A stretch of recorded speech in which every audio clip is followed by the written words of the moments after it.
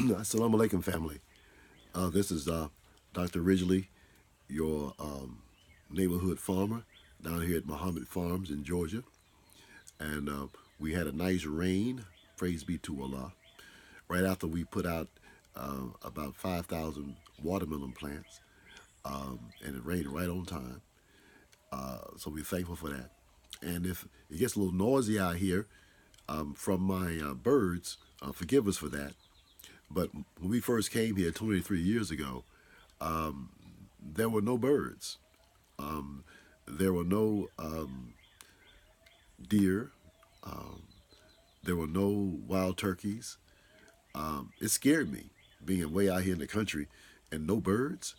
Well, that's because of the former owners were using all these chemicals, and it basically wiped out the natural population. But since we've been here, we've changed the landscape completely around in terms of using organic um, fertilizers and not using any of these insecticides. So it's come back. So unfortunately, we brought it back so well that we do have a problem now with the deer that eat our watermelons. Um, we tried all different methods to deal with that, but those are you win some and lose some.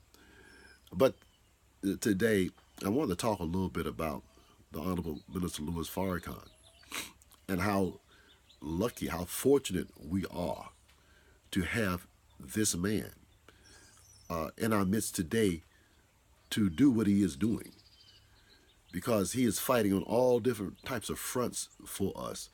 And recently, he exposed the so-called Jews, the Talmudic Jews, the Ashkenazi non-Semitic Jews, on the book which they go by, not the Torah, not the Bible. You know, they gave us that. They go by the Talmud, which is their rabbis actually criticizing the Torah and calling us monkeys, saying that Jesus was in hell, boiling in excrement. So Minister Farrakhan exposed them. But let's get this straight. It was the Jews who attacked Minister Farrakhan in 1984 when he went to help Jesse Jackson to protect him. That's when they jumped Minister Farrakhan.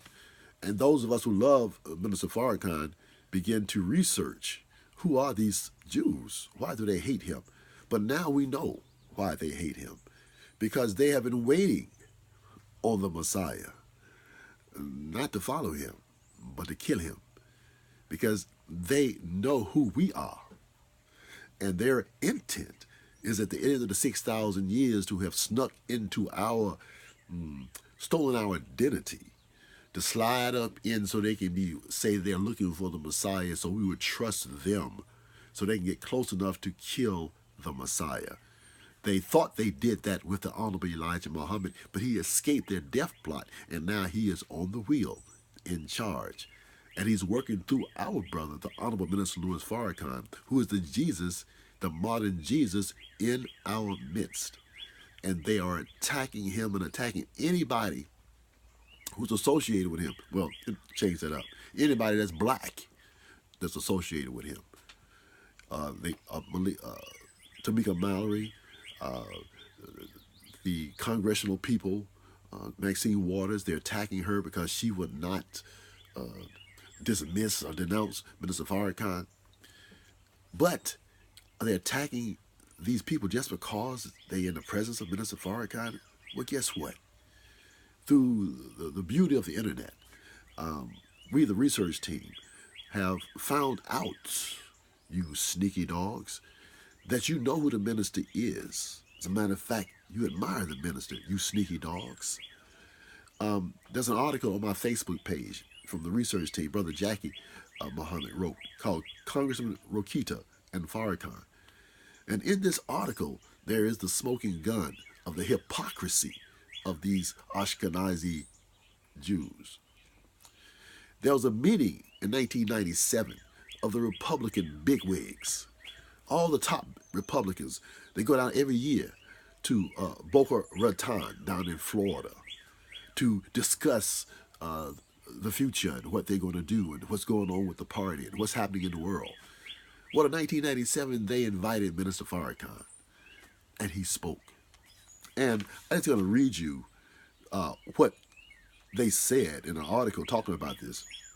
It says uh, the people who were there included John Ashcroft, John Kasich, the now governor of Ohio, Jack Kemp, Robin Novak, uh, Senator Chris Dodd, Bill Richardson, and this is what they said. It said that the applause that Farrakhan, received was the most sustained in the history of these events. Of the several Jewish couples in attendance, there was uniform agreement on what I have been advising for the last several months, that he seems a more complex and likable man than they expected. And after the large group meeting, Farrakhan then held small one-on-one meetings with the assembled leaders. These are the white leaders of the country. Wanted to have a private meeting with Minister Farrakhan as though he's the Pope. And of course, he is the true vicar of Christ. And so, how are these people brought on the carpets and says to renounce Farrakhan because they had private meeting? They stood up and applauded the longest ovation given to anybody coming to these special meetings of the leadership of this country. And yet now they want the black leadership to denounce Minister Farrakhan. You hypocrite, you dogs. And I wish that I could be as nice and humble and sweet as Minister Farrakhan is in the face of his enemies, but that's just not me. So I just wanted to say, y'all been busted, okay? You stinking cracker Jewish wannabes. You stolen our identity. And in the next video, I'm going to show you, we know what you did, how you did it, when you did it, okay? So we coming back to take our identity back and our rightful place back as the leaders for the world, not to make a slave out of them, but to free them from you, you Ashkenazi Jews, and you are the ones who killed Jesus. You're the ones who have been waiting for the next one to kill. But you thought you killed the Honorable Elijah Muhammad, and you did not. And you will not kill the Honorable Minister Louis Farrakhan, because if you do, the planes will come and wipe you out. Assalamu alaikum, family.